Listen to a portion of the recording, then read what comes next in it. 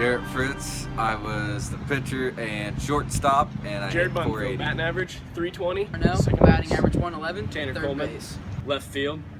I was batting 600 until I broke my finger and finished off like 430 or something crazy. Garrett Fritz, please talk about your expectations going into the 2013 season. Well, I'm not meaning to be cocky, but we pretty much knew we were going to state because everybody else sucked on the way to state. So I mean, it was basically. Jared Bunfield, can we get your take on going into the 2013 season? Well, we came off a heartbreaker losing in sectionals last year, so we had a fire in our hearts and we knew we were going to win it all this year, or at least try Well, to. in 2012 was my last year for Shubberhill, and in the off season I decided to make the move to the Ocala Valley, and I knew that we were going to be good, but I had no clue what was about to happen. About 2 practices in, I realized, man, this is a good team. We got a legit shot at making the long haul. Now, since you moved to Ocala Valley, what were some of the expectations that Coach Nichols had for you? Yeah, he knew that I was pretty much the best around, and there's no way of getting around that, no way to avoid it. He just wanted me to keep my composure, to bring a new wave into Ocala Valley. Well, the year before we lost in a heartbreaker 4-3 to St. Anthony in sectionals. And after that game, our coach, Chris Nichols, promised us a shot at state the next year. And he was right. After coming off a strong, stellar 2012 season, what were some of the expectations that Coach Nichols had for you personally? State, not give up one run at all pitching, because he taught me pitching. So he basically said, "I've taught you pitching. I'm the best coach there is. So you gotta do perfect." Dylan, as an underdeveloped player at the time, you were young, what were some of the things that being around this team, this group of kids, this coach, how did this help you get better at the game? I'd say as a young athlete, I wanted to strive for better fielding, and so what I pushed for before high school was I pushed for fielding and being able to throw farther and understand where the ball's going to be. Dylan, going into the 2013 season, tell me some of the roles that Chris Nichols kind of set in your hands. I'd say he really expected me to be able to focus and maintain my grades, but also know what I'm doing when I'm on the field.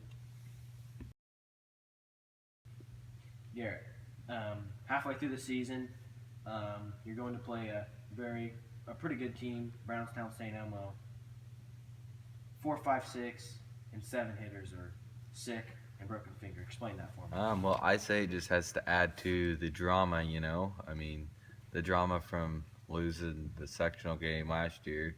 We had a really good thing going for us, and almost I'd say it was lucky because it would have ended our season. It was lucky we had it then, but it was just really bad. We had our middle of the order out, and even our coach got sick, throwing up on the bus. But our team was that good that year that we're still able to overcome obstacles like this. Garrett, like you said, to answer that question, the middle of the order is out. Your middle of the infield, third base, catcher, pitcher is out. Guys like Hudson Dickens, Dylan Holt, guys like that step up. Was there ever a doubt that, maybe they wouldn't continue the success? No, there was never a doubt. I mean, we always trusted each other, and as you can see, Hudson Dickens is probably the clutchest player on our team that year. So I'd say no, we just trusted everybody and bonded as a team. Man, my arm's tight.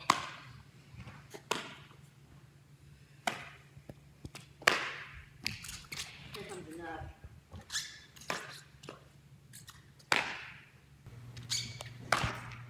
Alright, on me!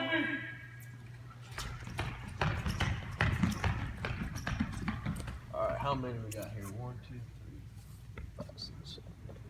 Morning, boys. 6:15 a.m. First day of practice.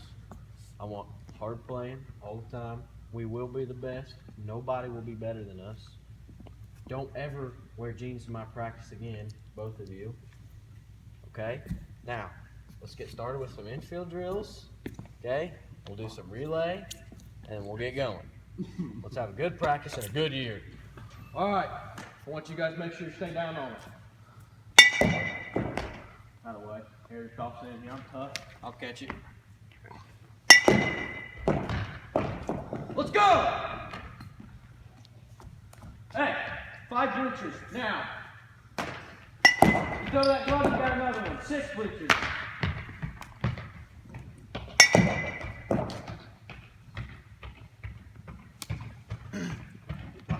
Last one. By the way, let's go. Whoa, sharp. Good play. Good play all day, Trey. All day. Go for it. By the way, stay in front of it now. Stay in front of it. Come on, throw the ball. Come on, Buns. Throw it like you got a pair of nuts.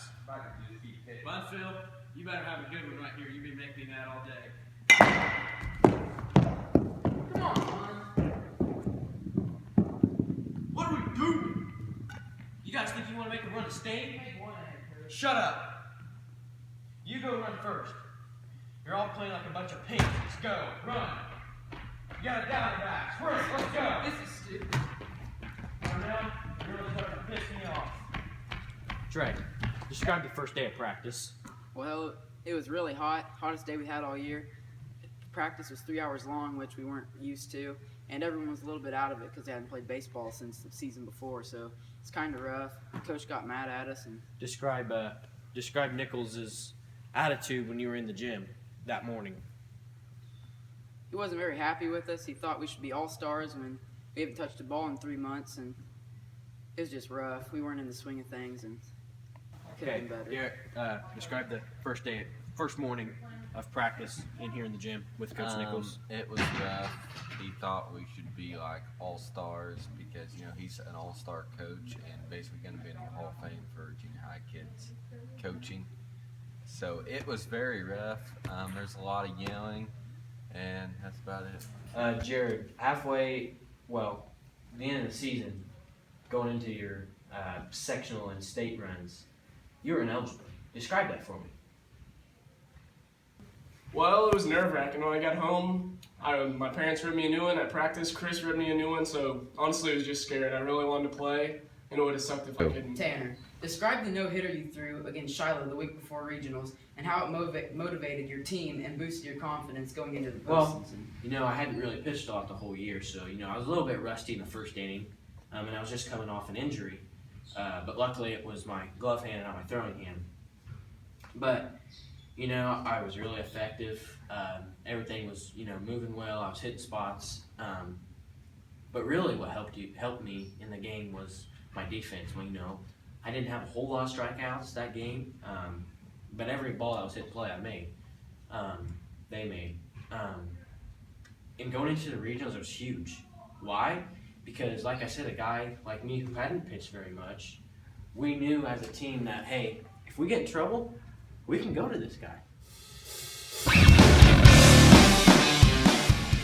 Garrett, being the starting pitcher, having the regionals at home, tell me what your feelings were going into that week. Well, I was pretty nervous, but we scouted the team, and pretty much when I had them scouted, I felt confident, and I trusted my guys out there on defense, and obviously it worked out. The umpire got it tight a little bit during the game, but, I just went out there, did my thing, and we came out on top. Dylan, so regional championship, and you're facing St. Anthony. And everybody on the team notices a player that wasn't there the game before. Tell us how the team felt about that.